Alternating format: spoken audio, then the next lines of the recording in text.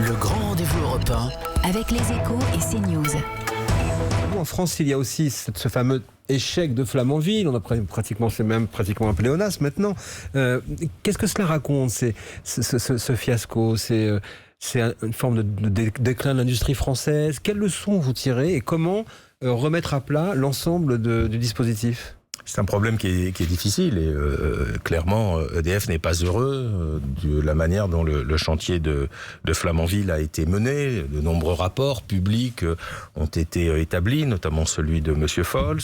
Je fais venir, j'ai annoncé il y a quelques jours qu'un grand directeur de projet qui a mené à bien plusieurs programmes dans le groupe Peugeot, PSA, va nous rejoindre dans quelques semaines de façon à essayer de comprendre comment faire mieux la prochaine fois. Alors nous avons d'abord à terminer Flamanville.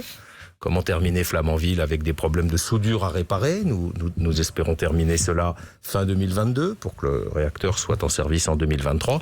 Et puis nous avons à préparer la construction de nouvelles centrales nucléaires si le gouvernement en décide ainsi.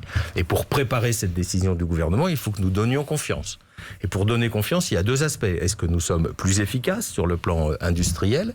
Et puis est-ce que nous pouvons assurer la continuité de notre performance? Et de ce point de vue-là, je milite pour que nous n'attendions pas que tout soit prêt pour prendre des décisions Parce qu'on a l'impression que qui conforteront votre manière de poser les questions ont déjà les réponses. Vous êtes inquiet, vous n'y croyez pas, vous pensez que c'est compliqué. Si vous voulez, c'est pas en construisant une centrale nucléaire tous les 15 ans qu'on sera efficace, et c'est pas non plus comme ça qu'on aura un parc permettant de remplacer le parc actuel.